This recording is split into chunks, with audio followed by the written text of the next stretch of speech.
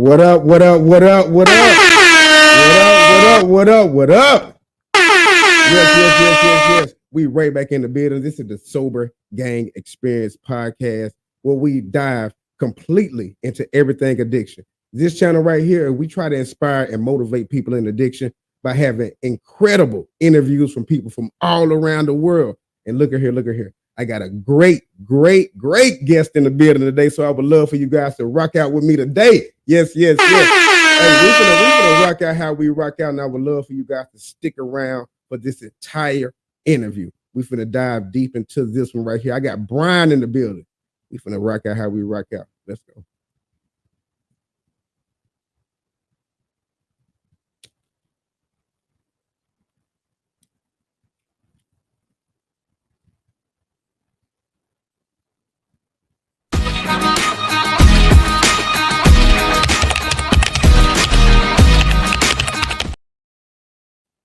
And like I said, welcome back to the channel, everybody. I am Mr. Show Out TV, and this is the Sober Gang Experience podcast.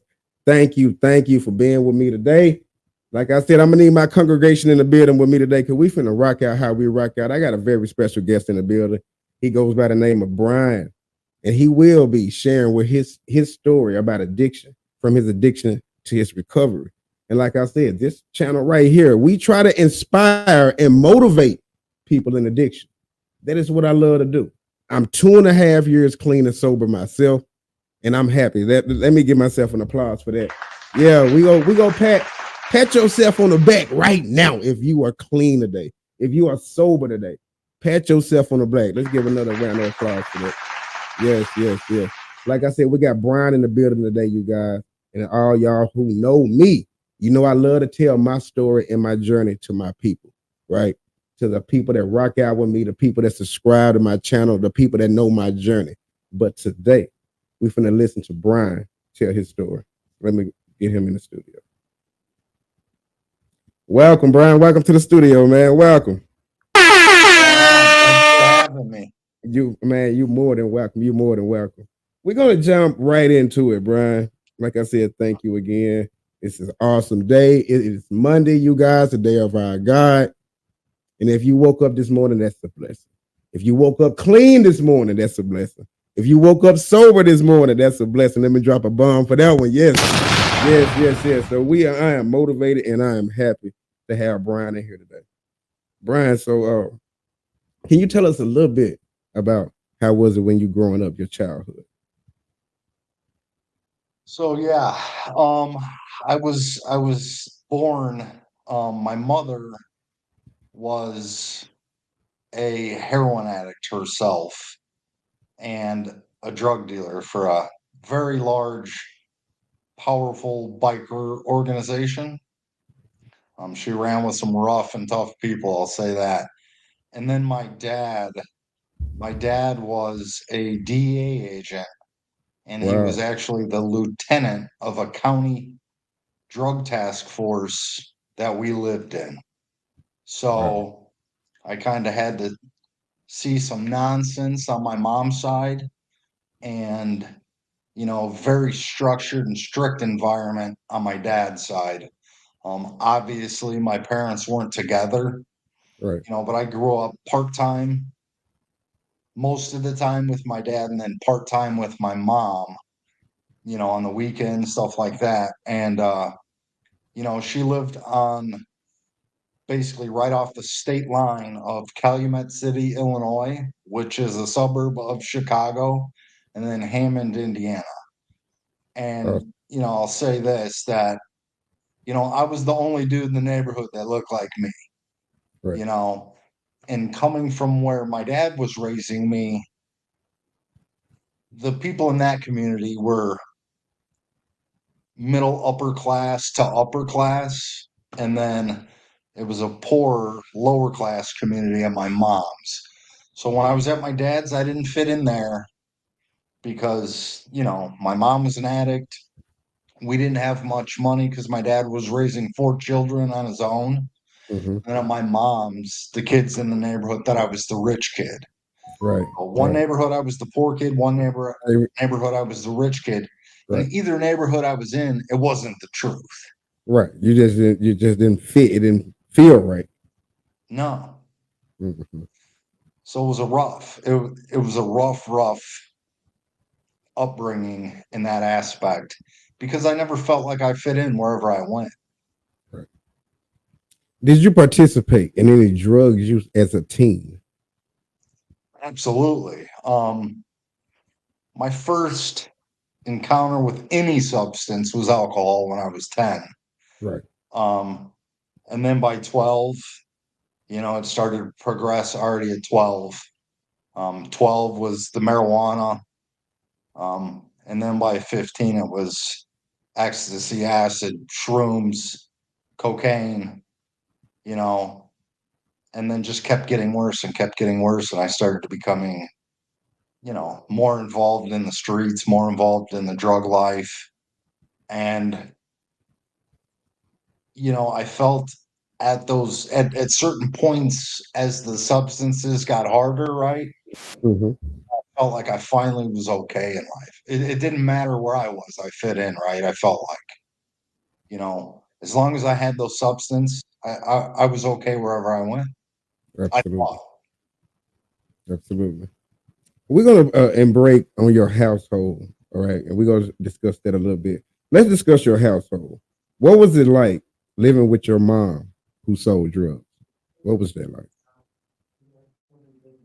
So, it was scary for a child, seeing the things that I seen, hearing the things that I heard and experiencing that, loud parties, fights, my mom fighting with boyfriends, my mom getting assaulted by men constantly. I never felt safe. And of course, I wanted to protect my mom, but I was a child. Like, Right. I was young. Only so much you can do. Yeah. Right. Right. Right. Yeah, I know that had to be a little scary for you right there. Did you experience any abuse from your mom stemming from her drug use and her lifestyle? Abuse, you said? Yes, sir. No, no, no abuse at all. I would say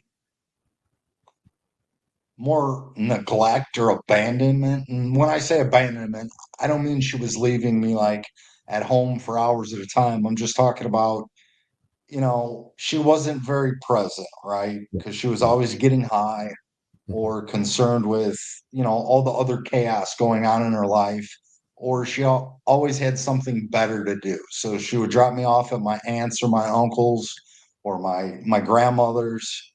Um, so even though I only seen her on the weekends, she still had more important things to do, is what it felt like to me as a child.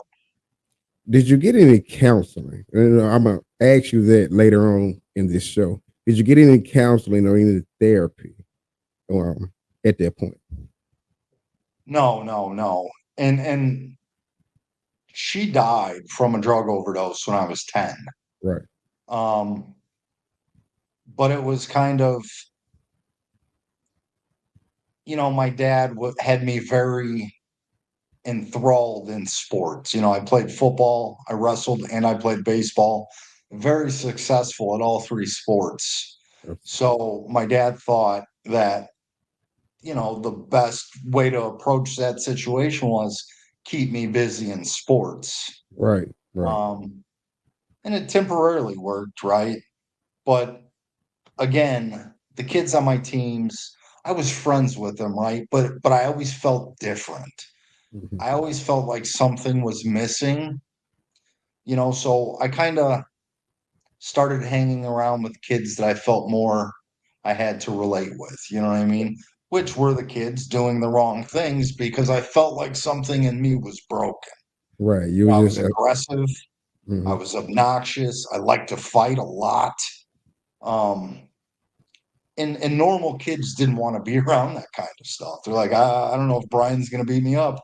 And it was my own friends. So, life got lonely quick. Do you feel that there was a way? Are you lashing out and wanting to fight? Do you feel like there was a way for you to just let off some steam or try to just get some attention that you never was getting? Well, I wouldn't say let off steam. I would say my life felt so out of control, right? Hmm.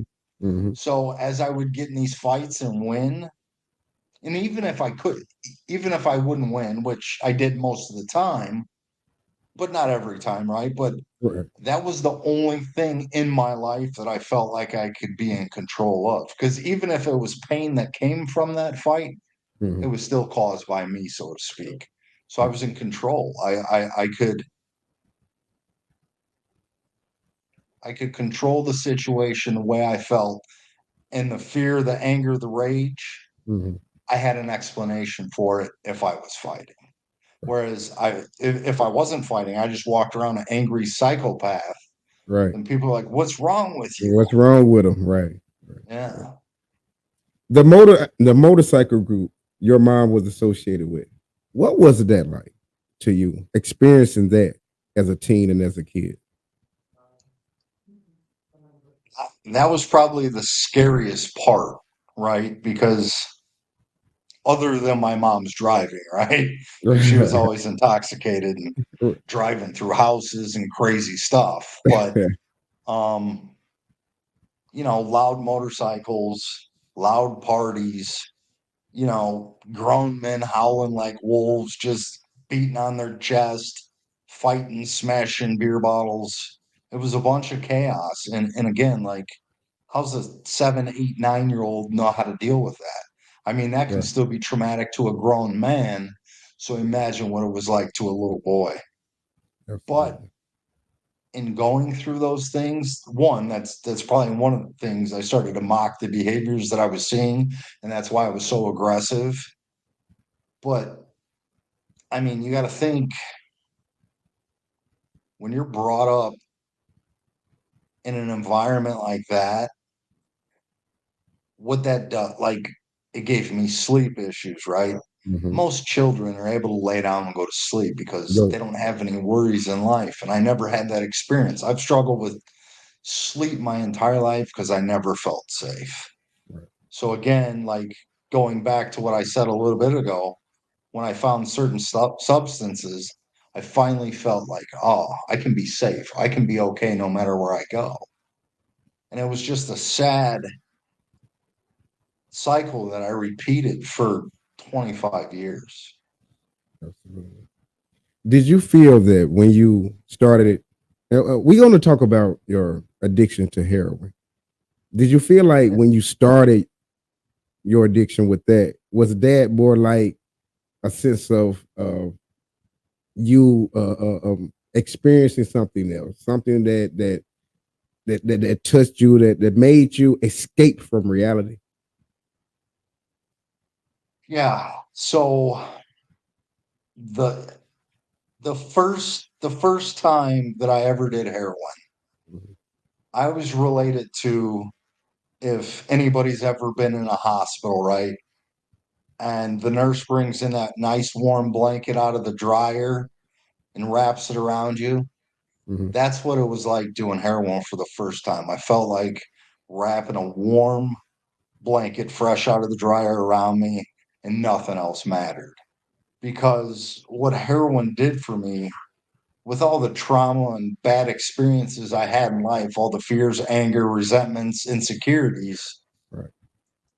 heroin gave me the ability to slow my brain down and not obsessively think, is it okay? Do I Right. have enough? Is somebody going to get me? Um, it just allowed Brian to just calm down and stop thinking. And I think with my obsessive thinking and the way I used to worry and stress and fear, that was the benefit and the draw that heroin had. That was the power that it had over me, because for the first time, my brain didn't worry about any of that. Right. Right. You was able to, like I said, escape reality and get a sense of being comfortable. You know what I mean? Because I see that you were saying that you was going through a lot of things. Your mom and the motorcycle club, and then heroin pretty much just gave you, like you said, a sense of escaping. Escaping. Yeah. How did your mom overdosing affect you?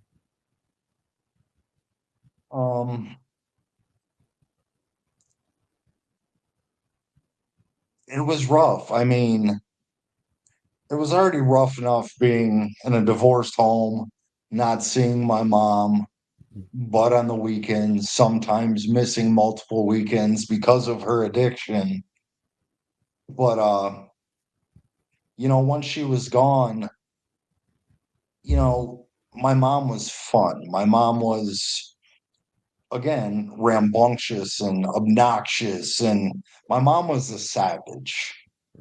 Like, I watched my mom fight grown men and like beat grown men up.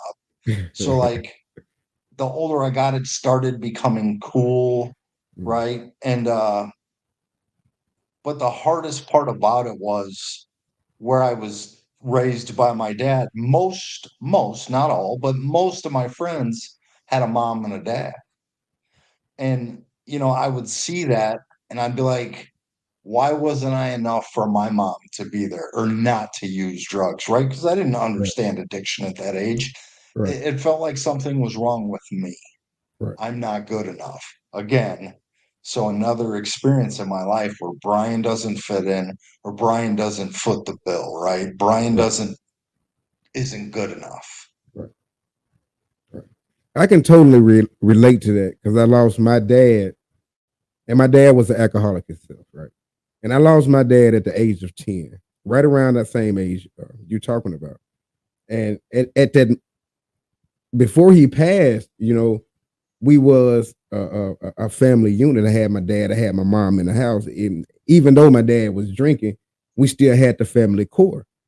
But when my dad died, it was only my mom held it down for everybody else in my family, Brian. And when my dad passed, me growing up as a teen, I really didn't have that father figure. A lot of guys can say my dad wasn't there and I didn't need him or anything like that. But I honestly think growing up as a young man, you actually need that father figure, and I needed that. It was only so much that my mom can do. You know what I mean? Because I can go out there and hang with the boys. My mama be working, and so she could only do so much. I had to learn and figure out how to become a man myself and make decisions growing up as a teen. And I honestly believe that if my dad was still around, some of the decisions I made, I probably wouldn't be making. So I can honestly relate to you with that as well. As well. We Yeah, got a few more. absolutely. I got a lot of questions for you, Brian, man. Thank you again for rocking out with me, man. Let's give Brian a round of applause, everybody, man. I love it. I love it. I love it.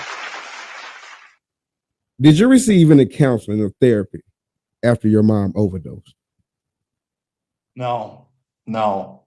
Um, my first experience with a counselor was the courts. I was juvenile, going to, the juvenile centers, committing crimes and getting arrested and, locked up in the detention center as a child, kid, whatever, adolescent for, 30-day commitments, 60-day commitments.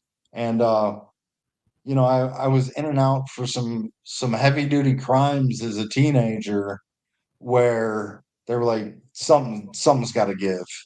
And they ordered me to a counseling service, but I wasn't willing to be honest and open Right, up and talk about my feelings. right, I was tough. Don't you know I'm tough? right, right. So That's how most of us feel. I think it's a real thing. It's a stigma in most of our communities that young men or young people in general, Brian, do not want to feel like it's a bad thing to let somebody know that I honestly need counseling or honestly need to talk to somebody.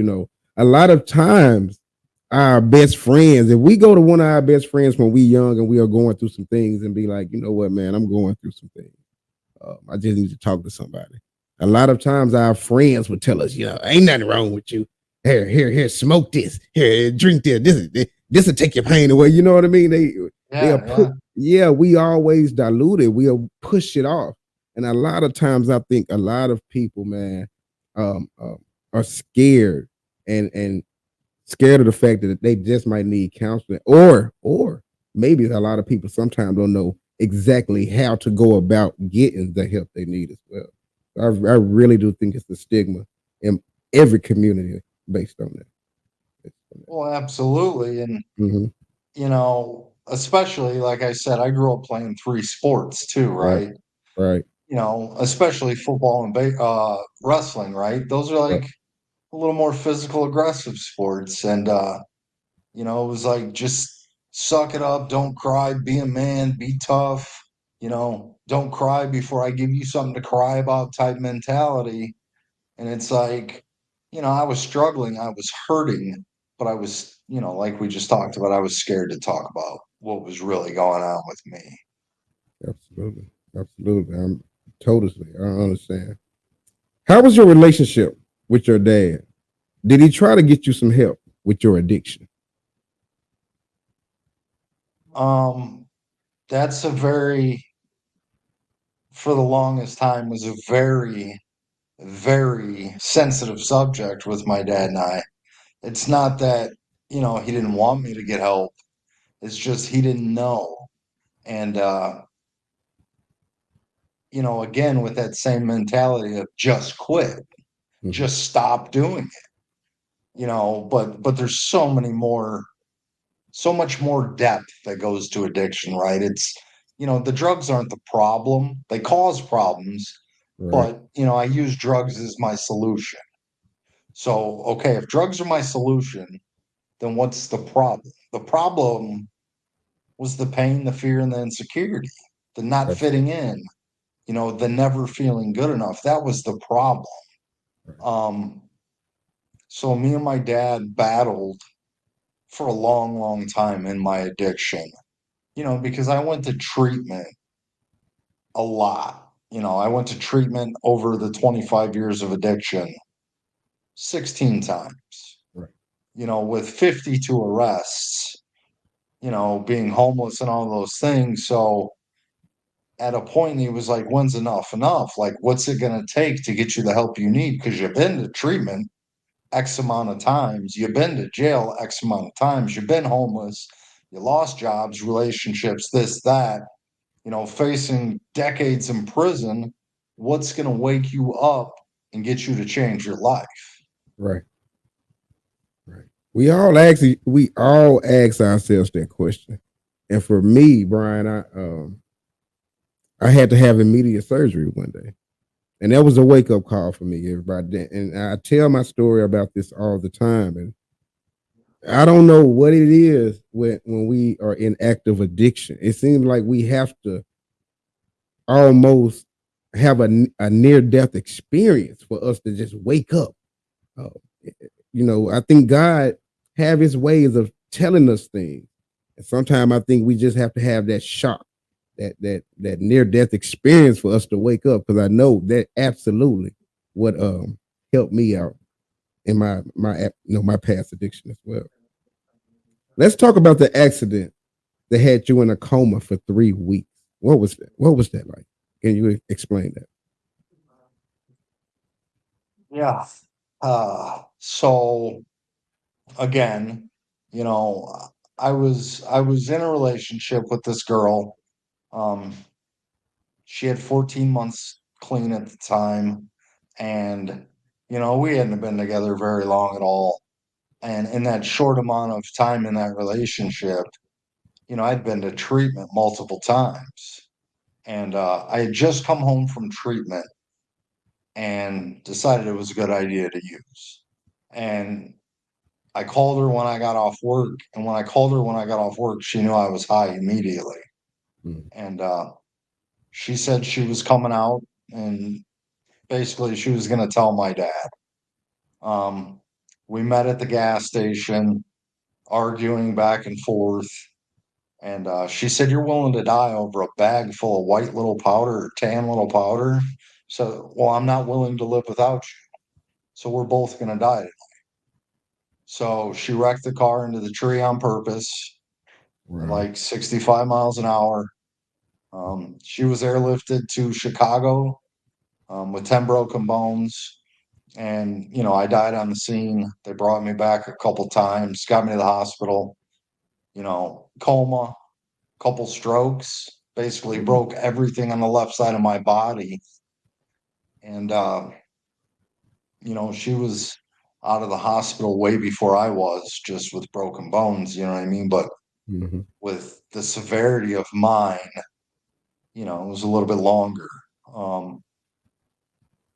And man, I mean, my day or my life changed that day in many ways. But the day I got out of the hospital, um, now both of our addictions are full blown because, Mhm. she was on a bunch of pain meds also now Right. because all the broke, you know what I mean? And Mhm. obviously our drugs of choice were heroin. Right. So now we've got the perfect excuse to get Yeah, a bag of dope, right? exactly. Exactly. And that's what happened. And she never woke up, and I did. Wow. And that was the first day I got out of the hospital. And she passed away. And this is the crazy thing about it too is I found her bag that took her life, ended her life. I found it, Wow. and I used it after the coroner left with her, and Mhm. I died in her driveway with 10 of her grieving family members. I felt their feet and died. So the same ambulance that was just there for her Mhm. had to come back for me to bring me back to life. Wha Why I survived that Mhm. again, now I know. I know. Um, my questions to life were answered through that time, and it's to be on podcasts and help struggling addicts just like ourselves. That's why I'm Absolutely. still here. Absolutely. It's the reason you're here, man. Your work here is not done. And let's give Brian a round of applause for that, man. Your work here is not done, Brian. Yes, Um, sir. why do you think that even when we are faced with fears, even when we are seeing people dying from this addiction, dying from the drugs that we are using, why do you think that most of us continue to do it? Well, I mean, I can speak for me, Mm-hmm. and all those attempts at recovery, right? All those trips to rehab, all those trips to jail, and getting clean, that's only abstinence, right?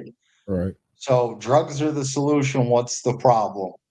Well, the problem is when you get clean or sober, you've still got all those underlying issues that you got high over, and now you're feeling them clean or sober and completely raw, right? And it Absolutely. feels like, I don't know about anybody else, but for me, it feels like when I'm feeling those feelings and in those moments, I feel like I'm going to die. What Right. am I going to do? I can't feel like, oh no, Brian's got a feeling. Time to change the way I feel. And in my addiction, so many times, I would use drugs I didn't even like to use Mm-hmm. just to change the way I feel. I could feel worse than I was feeling as long as I felt different than I was feeling. Coming out of that coma for 3 weeks, near death experience, you watching your friend die. Uh, did that change the way you value life? Not at all in that moment, no, not one bit, because I continued to use the same substance for another year and a half. I mean, hindsight now, yeah, I can say it changed me. It was a Mm-hmm. process of change. It wasn't like, a magical wand came down and cracked me on the head and I was like, oh, it's time to not get high anymore because I seen some crazy shit. That was just another excuse to get high because I don't want to feel the way I was feeling. Absolutely. So I used for another year and a half after that.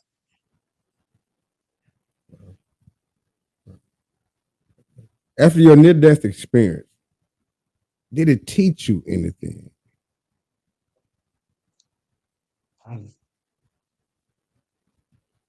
Yeah, it taught me to have gratitude and tomorrow's never promised, right? Absolutely. It taught me to cherish and nourish the relationships that I do have. Um, because I don't know what tomorrow brings. Shit, I don't know what 5 minutes from now brings. Absolutely. So be kind to people right now in the moment because it might be the last experience you ever have with them. Mhm. You spent Don't 20. things left, Yeah, go ahead. don't things don't leave things left unsaid. Yeah, you're right. You're right. And that's like making amends. I had to make a lot of amends to a lot of people. Because when we are in our active addiction, we tend to cross out the people who actually are there to love us. Even if they telling us the things that we don't want to hear, we tend to try to close them out and not listen. And then when we go through that stage of recovery, we go through rehab, and we try to get out. A lot of times, it's hard for the people that we have broke down to try to make amends with them, because sometimes they don't want to hear it. They just, okay, yeah, you out of rehab. It's the same old story over and over again. You clean. You ain't gonna do it no more. Sometimes we have to give those people a little bit of time. Sometimes they don't always come around as soon as we try to make amends to those. So I absolutely agree with you on that. I absolutely agree. You spent 25 years addicted to drugs, and your drug of choice was heroin, you said. What was it like being a slave to that powerful drug?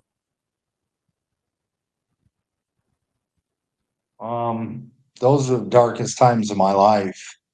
You know, I'm sure most of you've seen what it's like in Chicago, right? And Right. that's where, a better part of that 20-25 years was spent in the Right. streets of Chicago, ripping and running. All the projects are torn down now, Right. but a lot of the famous projects that you guys have heard about, Mm-hmm. like I spent my days in there on the daily, 4 or 5, 6, 7, 8 hours at a time. Sometimes I lived in those same projects, um, because I could be closer to my drugs. That's what I needed. And, the level of death and crime that I was a part of and witnessed for, as long as my addiction went, that changes you. That change. It's like the only thing that I could think to relate it to is like one of our soldiers that goes to war and the things they see, because that's what it is out there. It's a war zone. People are Right. dying, whether it be from killing or just overdose. It's a lot of pain out there in active addiction. And I know just being in Chicago, I'm down south in Arkansas. So I can imagine, you have the access to drugs there is probably way greater. So I know you probably had access to a lot of things. When did you I could decide? Yeah, you go ahead. Go uh, ahead. I could throw a quarter out the window of my car and hit somebody in the head that sells drugs in Wow. Chicago. Wow. I You know what I know it. mean? I know it is. I know the access to it is just easy, easy access, easy access. So, when did you decide that enough was enough? What sparked your journey to sobriety? So after that accident that I had told you about with that young lady, I had burnt so many bridges. Even my friends that were in recovery at the time, you know what I mean, that are still in recovery. Mhm. Um, you know, After I got into the accident, I was out of the hospital, and I expected those recovery friends. I expected friends from high school. I expected just all kinds of love and support and people to surround me. and be there for me. And I didn't have anybody, but one person. She showed up in my life and was like, "Hey, do you need groceries? Hey, do you need money for your phone bill? Do you need clothes? Do you need a ride to a meeting?" Was the Mhm. first call. Hey, do you Right. need a ride to a meeting? And through that and through our friendship, we wound up falling in love and getting together. And she walked into my life when my life was burning down around me, where most people would have run. She walked in it to help, to be Absolutely. kind, loving, and supportive. And she stuck through some rough times with me because, like I said, I used for a year and a half after that accident. I still used. Right. And she stuck by my side. And finally, she had had enough. And she had set some boundaries, and I had crossed them many times. And she finally told me to get out of her dad. I was staying at her dad's with her, and Mhm. she told me to get out of the house. I'm done. And she basically stripped me down because all the clothes I had on were clothes that she paid for Right. because I couldn't work because I was so injured. And so she basically stripped me down in the living room, her dad's living room, with her dad sitting in the chair. I was so humiliated. Plus, the person that I felt like was sent to help me and heal me and love me Hmm. is now done with me also. Right. And that walk from that front porch to my van, it was raining. So I'm walking with all my clothes stripped off me, just Right. shamed in front of her dad, walking to my van in broad daylight in the rain. And I was like, now what? What do I got left? Right. By the time that I got in, and it was the second house from the corner, by the time I made it from the second house from the corner to the stop sign, I had called a treatment center and said, I need help. And Right. I've been clean ever since that day. What So motivates? that Yeah. Go ahead. Go ahead. that desperation, that Hmm. humiliation, Hmm. that embarrassment, and somebody actually sticking to their boundaries with me and doing, hey, I said I was going to kick you out if you didn't stop. You Right. didn't stop, so you got to go. And I was like, oh shit. Yeah. Yeah. That's what we need sometimes when we know it's Yeah. real. Yeah. When we Yeah. know it's real. Absolutely. Absolutely. When a lot of times, Brian, we have a lot of people that really love us. They love us hard. And a lot of times when we in our active addiction, we don't want to hear a lot of things that they want to really, they say. We try to block it out anyway. But sometimes the ones that actually tell us, you know what, look, you out here fucking up. I don't want to see you like this, man. It's time for you to get your shit together. And some of the times, a lot of the times, that's really what we need to hear. That's Yeah. really, yes, sir. Yes, sir. Okay. Yeah, yeah. Do you have any quotes, any addiction quotes? Because I have a lot of quotes that I love to tell people and try to memorize. Do you have any quotes about addiction that you like or you remember? So um I've got lots of them Right, on my Facebook page. right. Um and you can apply a lot of the quotes. They might not be recovery quotes, Hmm. but you can use them for recovery also. It's kind of like dual diagnosis, so to speak. But Right. one of my favorite quotes is, show me who you walk with, and I'll tell you who you are. Wow. I like that one. And I like that one for the simple fact, right? It talks about like people, places, and things. And if I'm hanging out with drug addicts and drug dealers and pimps and hoes and prostitutes, right? Mm-hmm. Chances are what's going to happen, I'm going to become that. So Exactly. today, I live my life and I hang out with like minded people in recovery that have goals, dreams, and aspirations, as opposed to where's my next bag, fix, or lick going to come from. And my Absolutely. life is beautiful today. I've bought my first home. I've got over a year clean now. I talk to my son, I talk to my family now because I became willing to do what it took to change my life. So that's Absolutely. like my favorite quote. Absolutely. I like that one. I'm gonna have to remember that with myself. I love the way you put that together. After everything, okay, we go again. I'm jumping off to the other one. Working as an advocate, right, for recovery. What makes you smile the most about the experience? So, I've worked at treatment centers. I've been the director of 3 sober living homes, and I currently work at a facility where I help people nationwide get into treatment.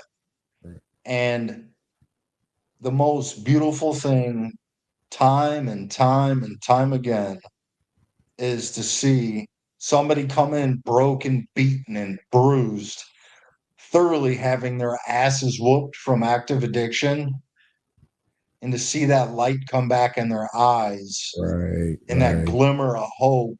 And by right, the time they leave 28 days later or whatever it is, right? right, They look like a different human being. They've got some right. weight on them, they've got Mm-hmm. some sleep, Mm-hmm. and, their families have some hope again as well.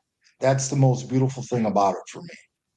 Absolutely, absolutely. I love it too, man. Because the 40 days I spent in my treatment facility, it was well needed. Brian, I got, like you said, I got the rest I needed. I put some weight on.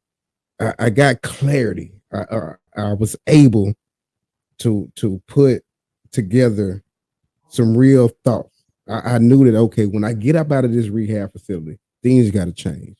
I was able, I was able to process what I needed in my life and what I didn't need in my life. I was able to process the people that actually love me and the people I'm gonna have to let go when I get out.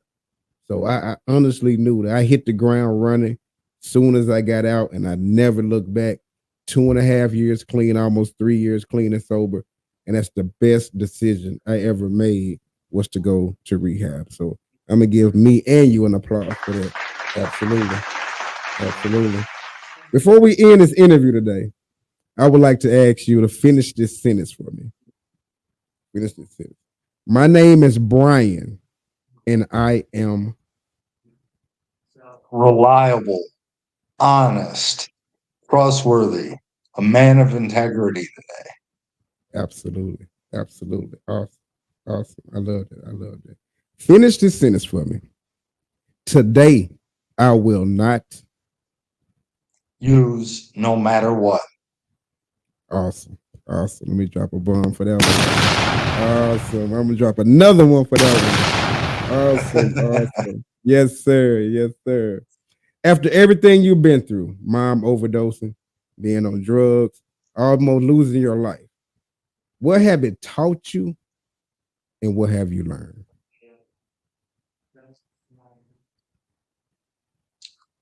It's taught me life short and, live in the moment because, again, like I said earlier, we just don't know how much time we got on this earth. This could be my last minute right now. And so I live it to the fullest of my abilities. I stay present in the moment, and I stay aware. That's what it taught me.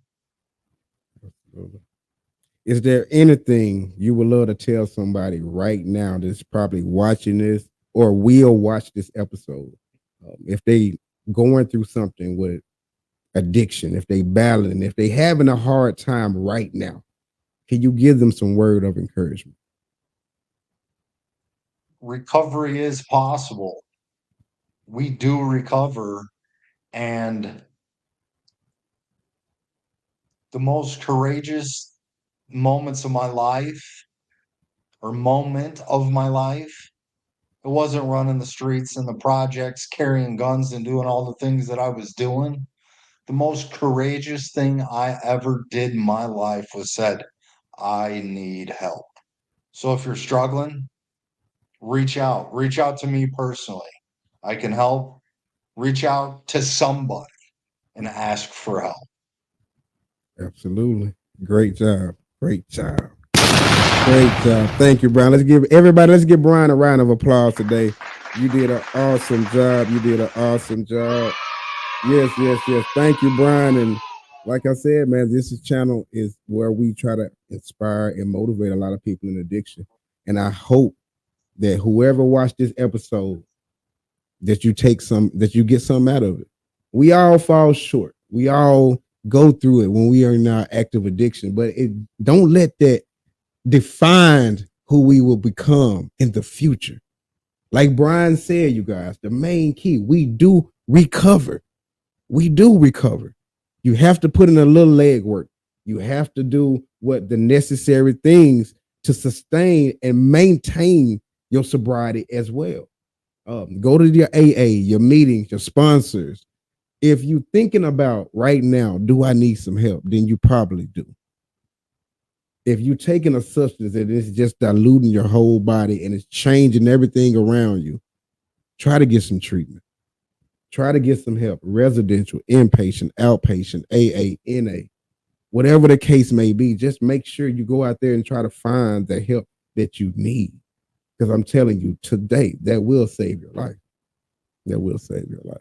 Is there anything else, Brian, you would love to say before I let you go today? Just super grateful to be on, and can't wait to talk to you and do it again, my man. Yes, sir. You got a friend right here, and I will have you on again. We're going to do some panel discussions. We're going to have the guys up here, and we're going to talk addiction. We're going to rock out how we rock out. Thank you again, Brian. Thank you. Let's give him one more round of applause, everybody. Yes. Thank you, Brian. And I will see you again. Yes, sir. Take it easy. See you later, man. Yes, sir. There you have it, everybody. It was another great show. Again, let's give a round of applause to Brian for stepping in the building. Yes. Let's drop a bomb for Brian today, because he showed up and he showed out. Yeah, man. Brian absolutely is a great guy, and I am so happy to have him as a friend now. We linked up on Facebook, and we're going to do this again. If you guys right now, if you out here watching and you made it this far to this episode, make sure you get this video a thumbs up. And subscribe if you haven't subscribed to my channel. We go live weekly, Mondays and Tuesdays. I interview people from all around the world. So I would love for you guys, just don't stop at this episode. Scroll down, check out my platform, check out my channel, and go see some of the latest and recent interviews that I have also. I have a lot of great addiction content, and it will inspire you in addiction. Thank you again to Brian for rocking out with me today, you guys. It's Monday, Day of Our God. We rocked out today, and I enjoyed myself. And thank you all for continue to rock out with me and pour into me as well as I continue to pour into y'all. We're going to continue to do this. It's 2024. We're going to continue to inspire people in addiction, one episode at a time. And like I said, if you haven't subscribed to the channel, the time to do so is now. Hit the subscribe button and turn on your notifications by tapping that bell for all videos. Thank you again. Peace, love, and happiness. Stay sober, stay clean, stay blessed. See you guys on the next one.